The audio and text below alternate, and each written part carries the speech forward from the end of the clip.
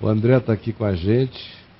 Eu digo aqui na introdução do livro dele, Perseguindo um Sonho, eu escrevi: conheço o André Fernandes já faz tempo, muito tempo.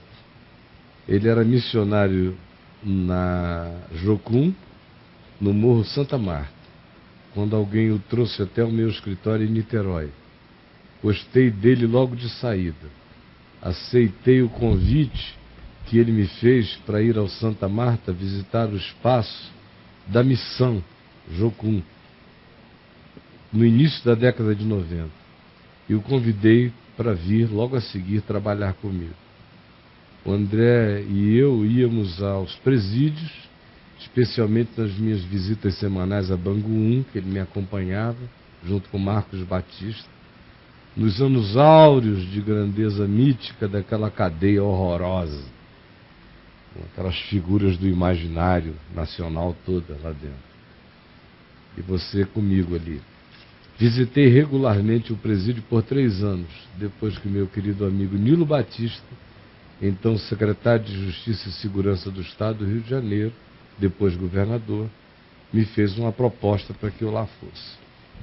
Parei estas atividades apenas quando o governador Marcelo Alencar as proibiu que lá fizéssemos e aprontou aquela história da cocaína na fábrica de Esperança, com uma malandragem horrorosa.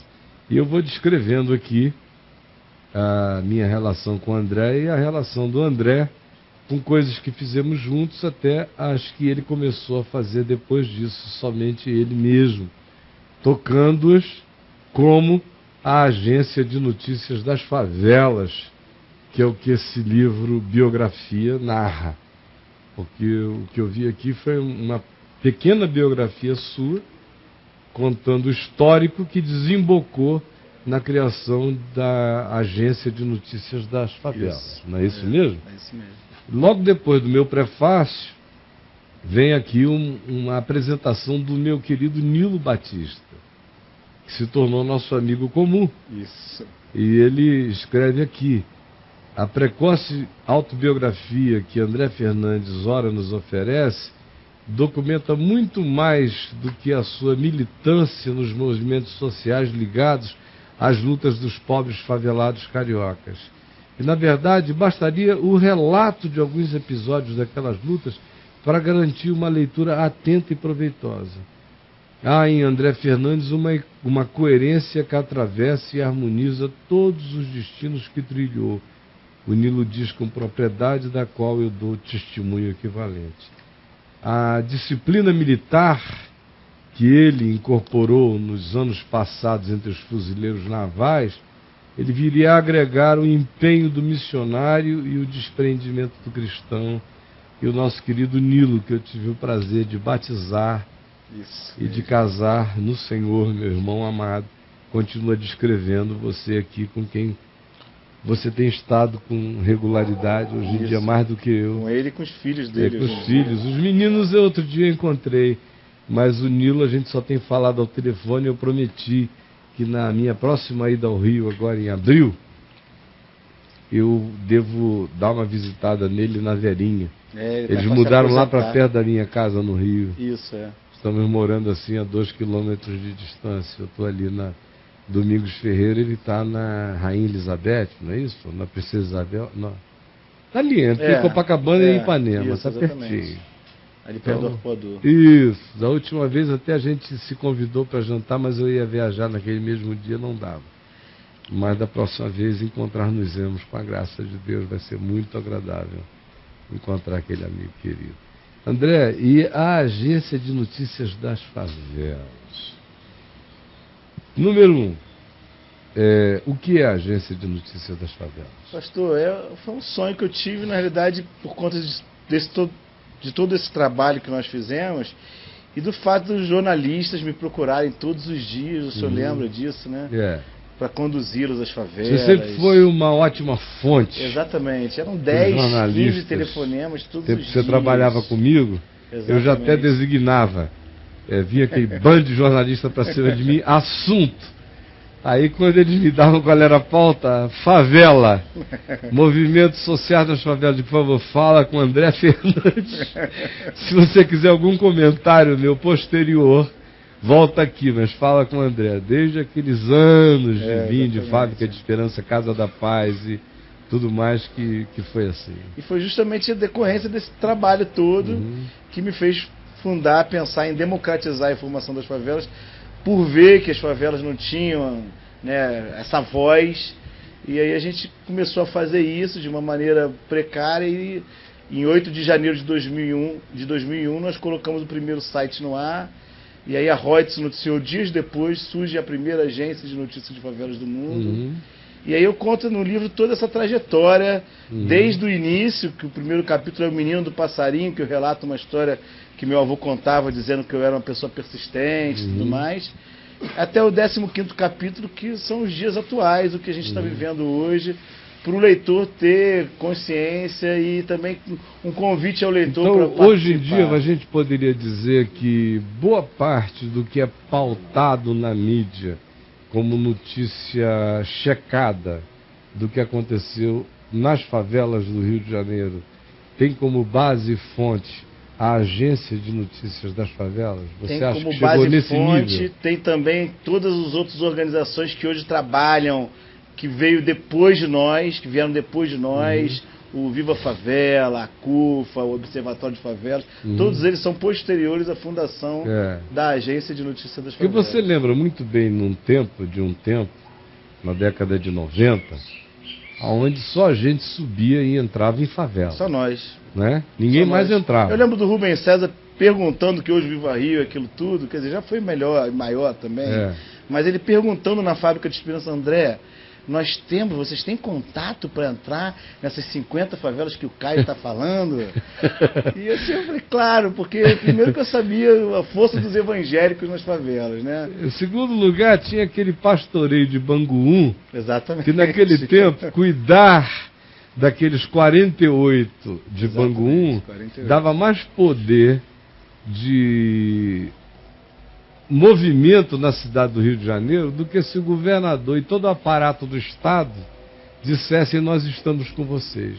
Exatamente. Não é verdade? É verdade. Ali, e o Viva Rio escadinha, japonês, né? Gregório Gordo, não sei o que, a moçada para quem a gente pregava lá dentro. Hoje eles estão no céu. Mas a gente pregava lá dentro. Era essa moçada aí, toda terça e toda quinta, e as famílias deles. Então, aquilo ali criou uma relação extraordinária. Por exemplo, quando a gente chamava na Fábrica de Esperança qualquer convite para todos os presidentes de associação de moradores da cidade do Rio de Janeiro irem tomar um café comigo na Fábrica de Esperança, eu chegava lá, tinha 1000 pessoas. Tinha, e não tinha partido político. Ninguém morria política, acabava ali, era só interesse social. Exatamente. Era uma loucura aquilo ali. Foi um governo paralelo, por isso, quando era o Nilo, que era nosso irmão, para ele era glória. Mas quando veio Marcelo Alencar, que não tinha afinidade e desconfiava do que a gente fazia, para ele era uma ameaça terrorista. Por isso que ele começou a fazer aquelas marceladas. Né? As marceladas, as mentiradas, as marcopaisadas, as general cirqueirizadas.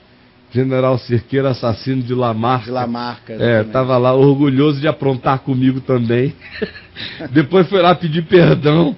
Levou a mídia junto e o pessoal disse, por que o senhor está aqui depois de ter aprontado tanto contra o reverendo? Eu vim me reconciliar com Deus.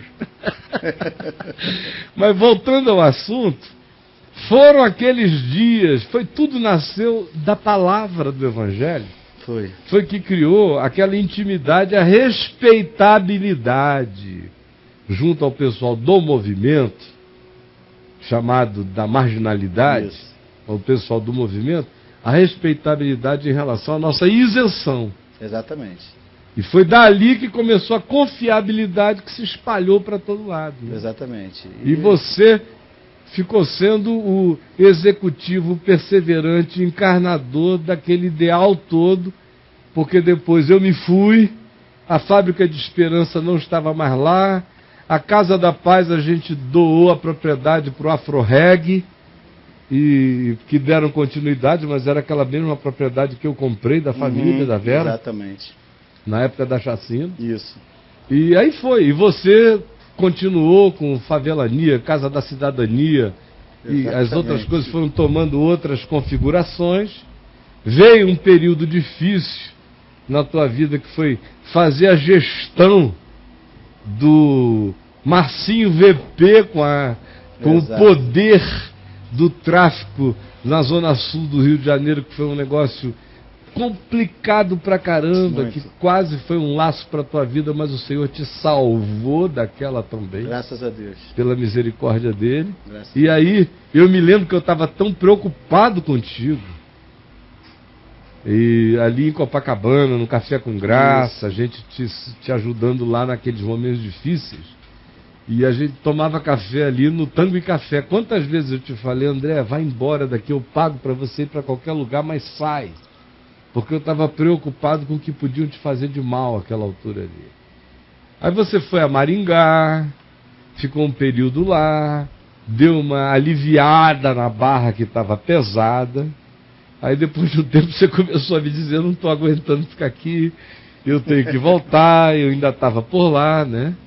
Aí você retornou, e Isso. foi antes de eu vir para cá, para Brasília, você retornou comigo lá no Café com Graça, você foi desenvolvendo o que hoje é a concretude. Contou quase toda a história do livro. Do livro. Quase toda a história Numa do livro. síntesezinha E rápida. de 2006 para cá, Uhum. o negócio cresceu, principalmente de 2 anos para cá, graças a Deus. E é um projeto de vida. Eu percebi que eu tenho esse projeto de vida. Foi muito feliz a minha editora, porque o livro é editado por nós, a nossa editora. É o primeiro livro da nossa editora. Mas tem uma pessoa que foi a pessoa que fez a edição do livro, a Ana Rita Martins, e que ela me colocou na orelha como missionária. Então, assim, foi muito bom para mim que ela tivesse colocado o livro isso. do Caco Barcelos, o Abusado. Né? Abusado, conquanto mude seu nome, mas trata você o tempo todo como missionário. O tempo todo, exatamente. Né? E o Caco é um amigo querido, comum. Eu acho que ele veio primeiro a mim e eu o apresentei a você. Isso. Né? E aí depois você continuou uma jornada muito mais com ele do que eu. Tenho falado com ele muito mais através de você, ou quando ele estando com você, vocês ligam para mim. Exato. Mas o Caco é um desses repórteres que cobriram morro, favela, guerra no Brasil comigo, porque a gente esteve no meio de algumas guerras brasileiras urbanas. Verdade. Na década de 90, Exército.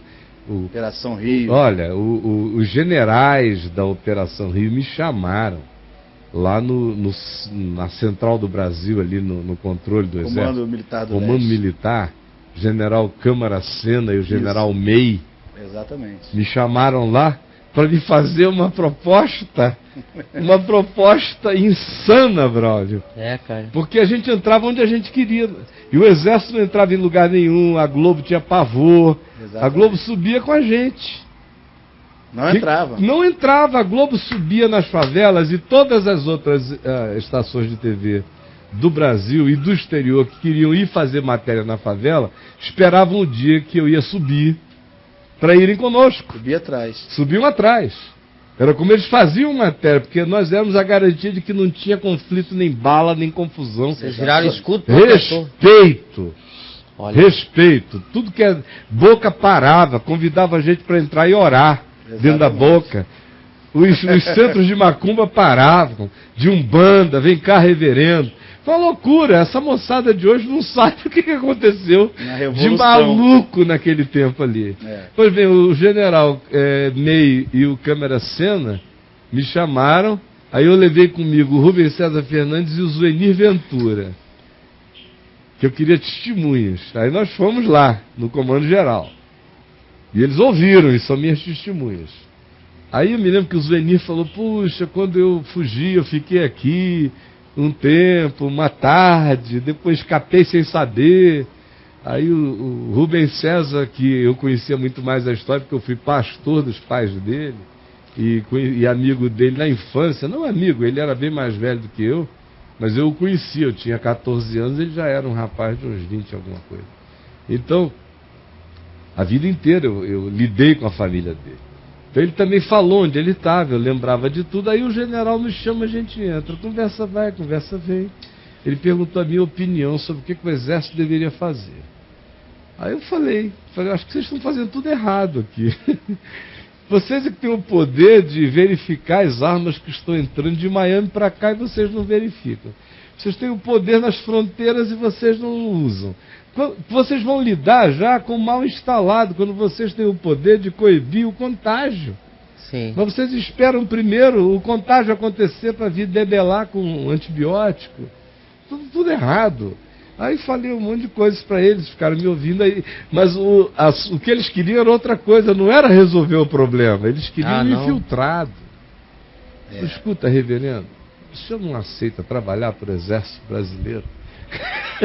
Já que esse pessoal todo acolhe o senhor, ontem a gente viu uma matéria sua no Fantástico, com Caco Barcelos, você estava, o Marcos Batista, a gente orando lá no juramento, isso, uma noite de chuva, miserável, me confundiram com um anjo, mulher quase morre do coração quando me viu, ai! Porque o exército em volta, o morro todo em trevas,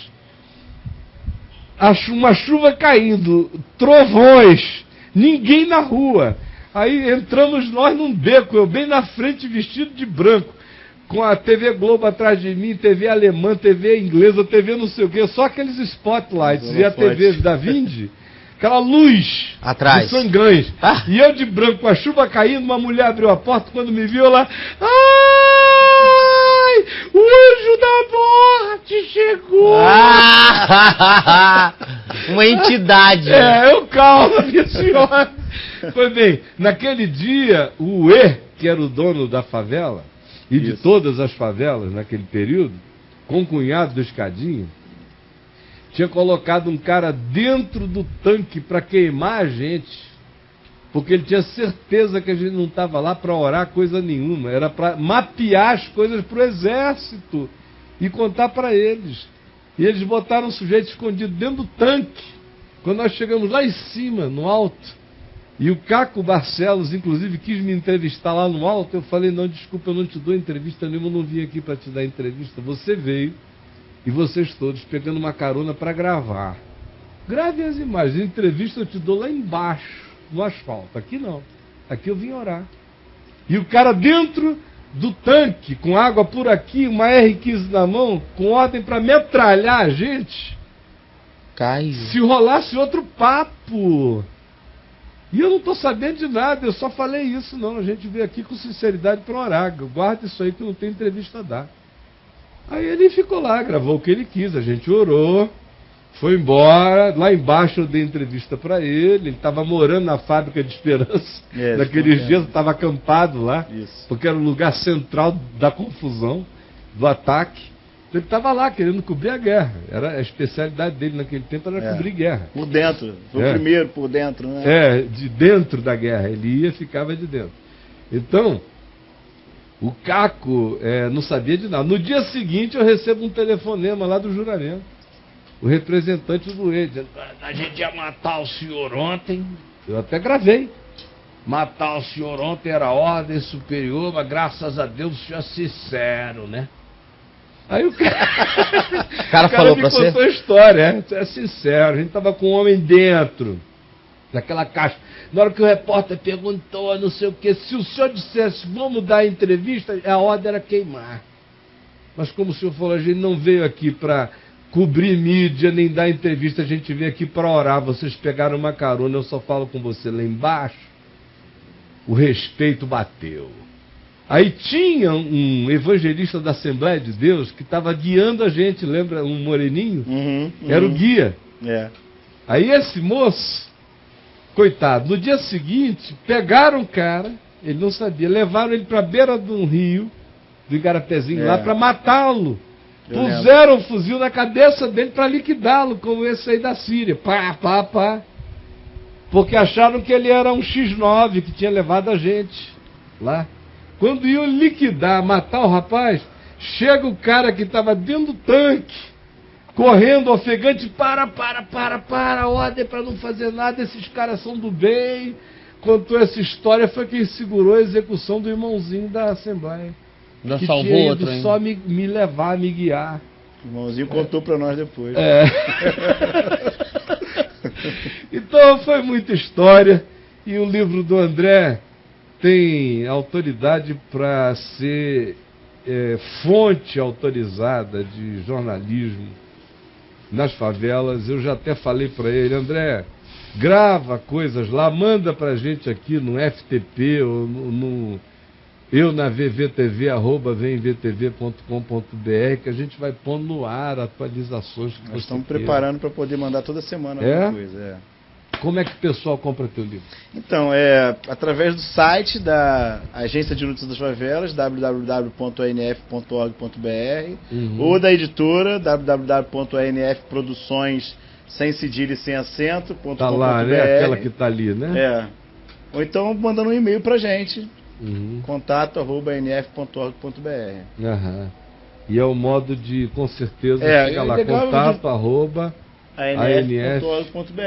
É bom falar que assim, o preço do livro, 30% de tudo que é arrecadado é doado para a Agência de Notícias das Favelas. Amém. Beleza. E eu queria, só para terminar, o Nilo Batista, ele fala no final do prefácio dele: agradecemos a André Fernandes por compartilhar conosco o seu passado. E aí o mais interessante é o que ele falou: e sabemos, não apenas por sermos cristãos, que o melhor está por vir. Ele se declarando como cristão até hoje, né? E aqui, nos agradecimentos impressos aqui ao meu pastor Caio Fábio, que me acompanhou, me entendeu e me apoiou em diversos momentos difíceis, entendendo como poucos minha alma. Amém. E também uma dedicatória que eu escrevi para o senhor: meu amado pastor Caio, obrigado por ter estado sempre comigo, por ter inspirado o meu espírito e por ter me indicado o caminho. Amém. Com grande amor e admiração, André Fernandes. Obrigado. Esse é para o senhor. Obrigado, meu filho. De coração, Andrezão. Muito obrigado, querido. Quero de todo o coração que Deus te abençoe. E abençoe os filhos que você gerou. O livro é um convite para todos aqueles que lerem. Na realidade, eu não vejo só um livro, eu vejo uma semente. Amém. Que me inspirou, o cristianismo que me inspirou, que me fez chegar até aqui. O primeiro agradecimento é a Deus, no livro que está impresso aí, que me deu fé suficiente e me fez ser forte para chegar até aqui, porque não foi fácil, não. Foi uma guerra. Eu vou dar esse que estava comigo ao Braulio. Ótimo. Obrigado. E ficarei com o que você me dedicou. Muito obrigado, Obrigado, meu pastor. meu irmão.